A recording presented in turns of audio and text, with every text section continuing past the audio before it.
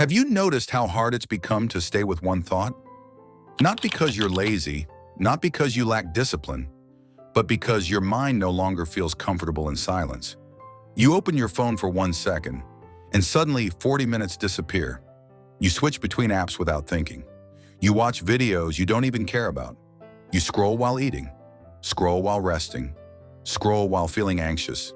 And the strange part is, even after all that stimulation, you still feel empty, like your brain is exhausted, but somehow still hungry for more.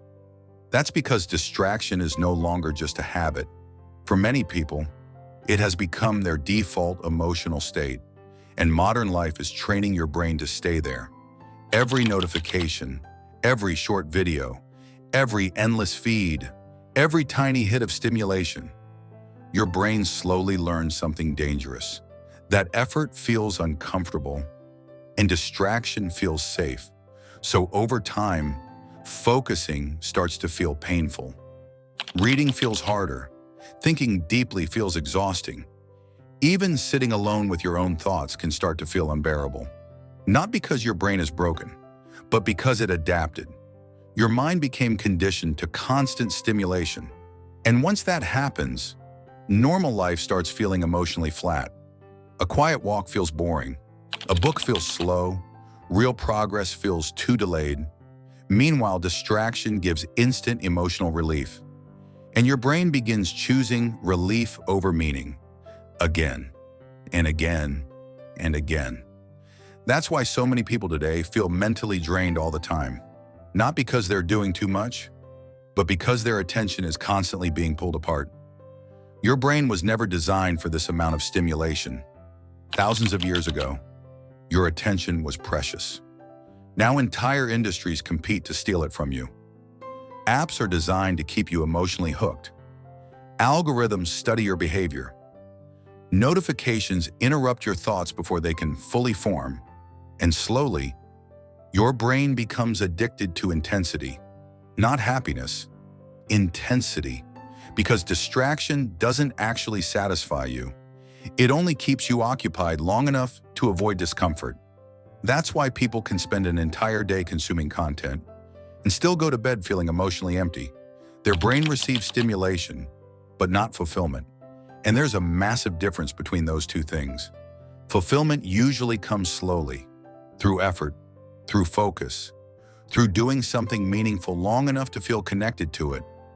But distraction teaches your brain the opposite. It teaches you to escape the moment something feels difficult. The second boredom appears, you reach for stimulation. The second discomfort appears, you distract yourself from it.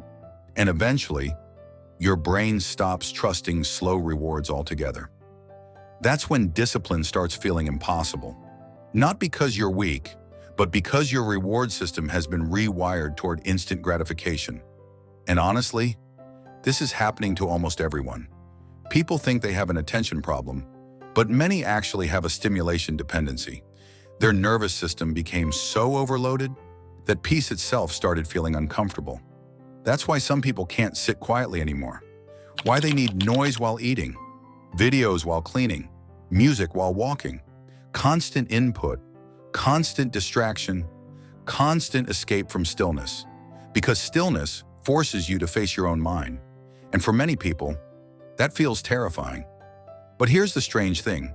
The more distracted you become, the harder it becomes to enjoy life, not just productivity, life itself. Simple things stop feeling emotionally rewarding. Conversations feel less engaging. Nature feels less interesting. Your goals feel emotionally distant. And slowly, unless your brain loses sensitivity to normal experiences. This is why people often describe modern life as emotionally numb. Because overstimulation changes your relationship with reward. Easy dopamine becomes normal, and normal life starts feeling empty by comparison. But your brain is more adaptable than you think. What was trained can also be retrained. Your mind is constantly rewiring itself based on what you repeatedly do. Every habit strengthens certain pathways. Every repeated behavior teaches your brain what to prioritize. And every time you choose distraction, your brain becomes slightly more dependent on it. But the opposite is also true. Every time you stay present, your focus strengthens. Every time you resist compulsive stimulation, your brain slowly recalibrates. This is why dopamine detoxes became so popular. Not because dopamine itself is bad, but because many people realized something important. Their brain no longer felt normal. Their attention felt fractured.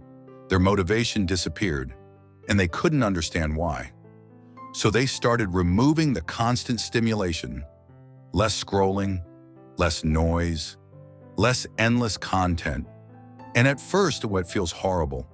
That's the part nobody talks about enough. When your brain is used to constant stimulation, silence feels uncomfortable. You feel restless, irritable, bored, almost anxious. And many people quit during this stage because they think something is wrong. But nothing is wrong. Your brain is adjusting. For the first time in a long time, it's no longer receiving effortless emotional stimulation every few seconds. And suddenly your nervous system has to slow down. That discomfort is part of the reset. But if you push through it, something strange starts happening. Your attention begins returning. Slowly, very slowly. A book becomes easier to focus on. Your thoughts become clearer. Music sounds better again. Conversations feel deeper. You stop craving your phone every few minutes. And most importantly, your mind starts experiencing satisfaction again. Not stimulation, satisfaction. And those two feelings are completely different. Stimulation is intense but temporary. Satisfaction is quieter, but far more lasting. It comes from effort, from progress, from being fully present in something meaningful. That's why people who regain focus often describe feeling calmer. Not because life became easier, but because their brains stopped constantly chasing emotional noise, and eventually worry. Discipline starts feeling different too. At first, discipline feels painful because your brain associates effort with discomfort. But over time, your reward system changes. Your brain begins connecting effort with pride, focus with peace, progress with emotional relief. And something powerful happens. You stop forcing discipline. You begin wanting it, not in a dramatic motivational way, but in a quieter psychological way. You begin craving clarity more than stimulation, and that changes everything. Because once your brain remembers what real satisfaction feels like, distraction loses some of its power. Not completely, but enough. Enough to finally feel present again. Enough to stop living entirely through impulses. Enough to feel connected to your own life again. And honestly, that's what many people are truly searching for. Not productivity, not perfection. Just the feeling of being mentally alive again. The feeling that your attention actually belongs to you. That your thoughts are your own. That your brain isn't constantly being pulled in 10 different directions. And maybe the saddest part of modern life is how many people have forgotten what that feels like. They've become so used to overstimulation that peace feels unfamiliar. But your brain remembers, even now, underneath all the noise, your mind still wants depth, still wants meaning, still wants real connection. That part of you never disappeared. It only got buried beneath constant distraction, and the moment you begin removing some of that noise, you start hearing yourself again. That's why this isn't really about discipline. It's about reclaiming control over your attention, because your attention shapes your life. Whatever controls your attention eventually controls your future. And right now, most people are giving that power away without realizing it.